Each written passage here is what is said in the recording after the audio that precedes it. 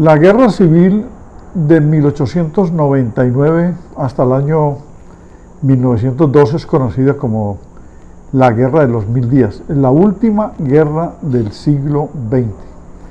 Fue una guerra muy violenta, más de 100.000 muertos, y las causas tienen que ver con el fraude electoral, la falta de una reforma al sistema electoral, el marginamiento del Partido Liberal, el maltrato por el autoritarismo del presidente Miguel Antonio Caro. Ya había muerto Núñez desde 1894 y Caro no solamente lo había reemplazado para terminar el periodo, sino que ejerció el poder en el periodo siguiente, y el periodo era de 6 años, porque en la Constitución de 1886 habían prolongado el periodo, que venía recortado desde 1863 a 2 años.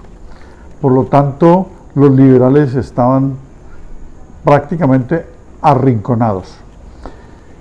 Miguel Antonio Caro intentó quedarse en cuerpo ajeno, es decir, no existía la reelección inmediata, y por lo tanto intentó 3 fórmulas para que una de las 3 él pudiese manejar a la persona. En las 2 fórmulas iniciales fracasó porque detectó que los candidatos que buscó, que eran conservadores, él era un conservador, pero al mismo tiempo quedó bajo la dirección de la Regeneración, y la Regeneración era un híbrido de liberales y conservadores, pero después de la muerte de Núñez, mucho más conservadores. Y en las 2 fórmulas se encontró inicialmente que conservadores históricos, que eran más aliados del Partido Liberal, porque a ellos en la Regeneración y a los liberales radicales que se habían deslizado del poder los acompañaban más los conservadores nacionales o nacionalistas, que se llamaban. Y por lo tanto intentó una tercera fórmula, que fue la de 2 ancianos, San Clemente, que era de Buga, y el señor Marroquín, y ganó esa fórmula. Por lo tanto él se sintió con la solvencia total de que iba a manejar al presidente. Pero Marroquín resultó ser también más simpatizante de los conservadores históricos y no le aceptó todas las imposiciones, por ejemplo, del primer gabinete. Ya que San Clemente, que era el principal, no ejerció el poder por la enfermedad que tenía, él se quedó en Buga, luego se trasladó a Tuluá. Por lo tanto, Marroquín, al posesionarse, los candidatos de Caro los nombró viceministros, no ministros, y ese fue el detonante,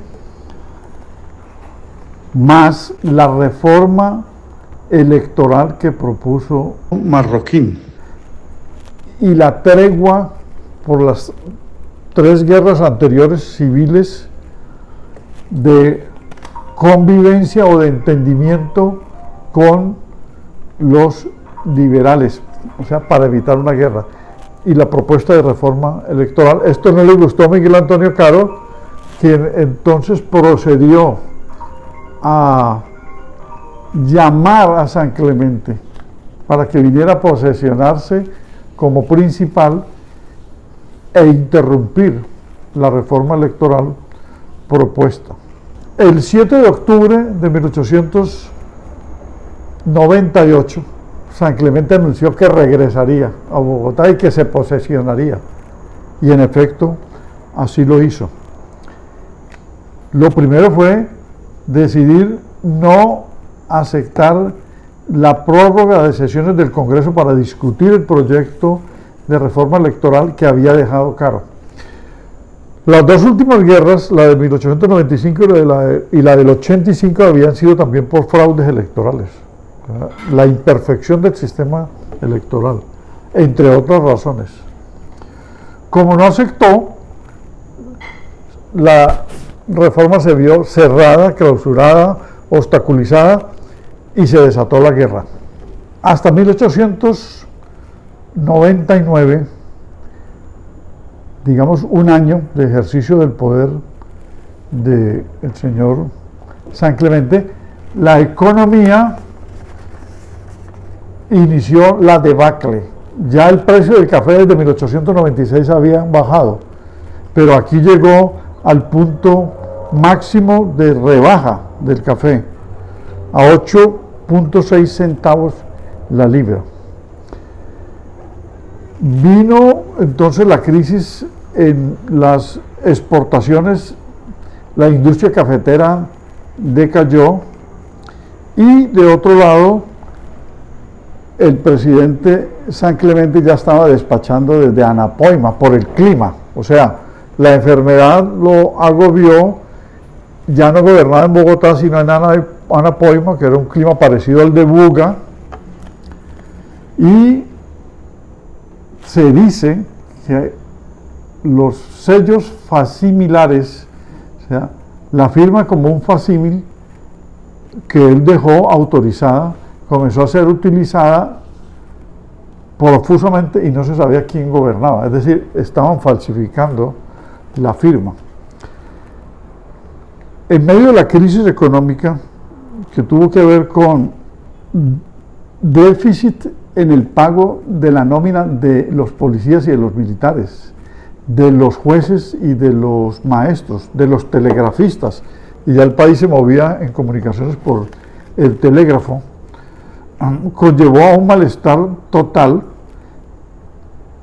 y en medio de la crisis San Clemente tuvo que ignorar las rentas de las aduanas, tuvo que hipotecar los bienes del ferrocarril de la Sabana, y además, entre otros aspectos, la reducción de los ingresos de las aduanas, es decir, que se sintió impotente para continuar con el manejo de la hacienda pública. Por esa pignoración de las aduanas, de los ingresos de las aduanas, y la subasta de las rentas de las esmeraldas. Además, como quiera que desde el gobierno de Núñez se había hecho la concesión a los franceses, a la compañía de Lesseps, para la construcción del canal de Panamá, y se descubrió a nivel mundial que la compañía Lesseps tenía varias deudas, obligaciones y casi que una quiebra inminente, y los norteamericanos andaban detrás del proyecto del canal de Panamá. Lo que hizo el gobierno de San Clemente fue buscar a los liberales que designaran para estimularlos una comisión que viajara a Francia a negociar o a renegociar el contrato de la construcción del canal de Panamá. Ninguno quiso aceptar, pero más sin embargo conquistó la voluntad, o le encontró una debilidad a Nicolás Esguerra, un liberal muy prestigioso, y él aceptó. Pero la verdad es que la negación a los cargos públicos para los liberales se dio durante no solamente el gobierno de San Clemente, que había asumido el poder, porque Marroquín gobernó muy poco, gobernó prácticamente 80 días. Y esto aceleró la inconformidad del Partido Liberal, que reunidos en Santander del Sur, cerca de Bucaramanga, decidieron ir a la guerra. Decidieron ir a la guerra por las burlas a la reforma electoral, por la crisis que se venía produciendo y por la inviabilidad del país. El presidente del Partido Liberal Radical era Aquileo Parra, quien había sido presidente en 1876. Ya estaba de mayor edad, y por lo tanto los jóvenes liberales belicistas, entre ellos Rafael Uribe,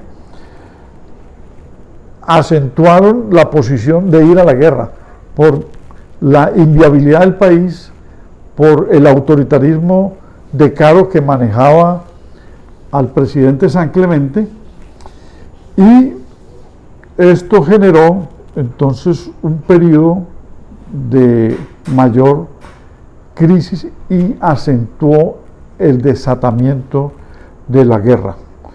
Los conservadores históricos, que eran no aliados de Miguel Antonio Caro, ni que tampoco fueron aliados de Núñez, o sea, un sector del Partido Conservador que no acompañó el proyecto regeneracionista, sacaron un comunicado en agosto de 1899, porque la guerra se desató desde octubre, y en agosto dijeron que nunca acompañarían a los conservadores nacionalistas ni a Caro, y creyeron los liberales que tenían a la mitad del Partido Conservador al lado de ellos. Por lo tanto, se precipitaron a la guerra y estos conservadores no pudieron ni convencer a los conservadores regionales ni reclutar personal, y quedaron los liberales solos. Entonces no sumarían nada al ejército para ir a la guerra. Lo interpretaron mal y por lo tanto las dubitaciones de Ramón González Valencia, que luego va a ser presidente de Colombia a principios del siglo XX, hizo que los históricos no acompañaran a los liberales y quedaron solos en esta guerra. El alzamiento asumió la forma de una tumultuosa evacuación de liberales hacia lugares convenidos previamente. En la Mesa de los Santos, meseta cercana a la capital de Santander, se concentraron 3.000 rebeldes provenientes del centro y el oriente del país. Hubo pronunciamientos en algunas poblaciones de Cundinamarca y el Tolima, en Boyacá, en localidades del Cauca, en la costa atlántica, en Panamá y en pueblos cercanos a la frontera venezolana. En algunos casos, estas algaradas o levantamientos militares estuvieron acompañados de pequeñas refriegas y escaramuzas. Pronto se vio que los alzados estaban muy precariamente armados y carecían de municiones suficientes. Los rebeldes de Barranquilla llegaron a cabo una acción audaz que pudo haber complicado mucho las cosas para el gobierno, y fue apoderarse de los vapores surtos en el puerto. Estos fueron el Cisneros, el Barranquilla, el vapor Herbert, el vapor Giesken y el vapor Elena. Al huir con ellos, hundieron una draga para bloquear la persecución de las cañoneras oficiales Hércules y Colombia. Este golpe les abrió la posibilidad de controlar el río Magdalena, arteria esencial para el ingreso del abastecimiento y pertrechos desde el exterior. ¿Pero qué falló? Falló que al ganar en la primera batalla, que es la batalla de Peralonso, no fortalecieron la persecución y no la hicieron continua contra el ejército conservador en la primera batalla de la Guerra de los 1000 días, la más importante, y por lo tanto dejaron que se rearmaran. Y llegó un momento en que el rearme fue tal y la pérdida de tiempo por el estacionamiento de tropas de manera inútil en La Guajira y de manera inútil tropas casi 5 meses en Cúcuta, lo que hizo que el ejército oficial se fortaleciera. Omar Adolfo Arango tiene una novela histórica que es una crónica novelada sobre San Luis de Sevilla,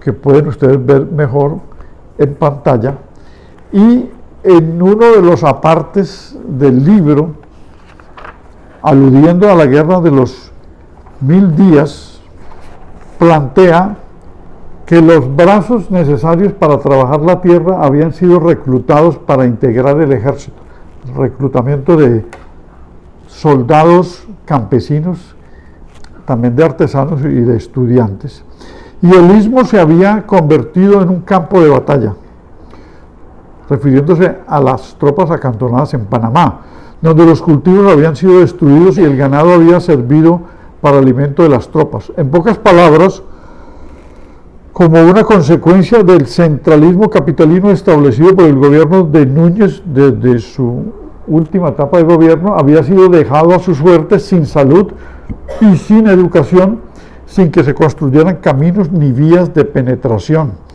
ni proyectos de acueductos y alcantarillados.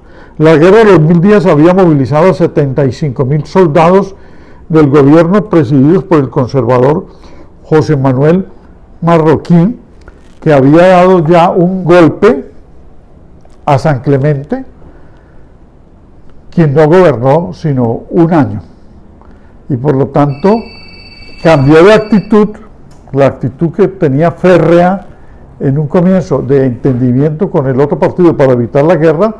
Él se dejó subsumir y se dejó subyugar por el señor Miguel Antonio Caro.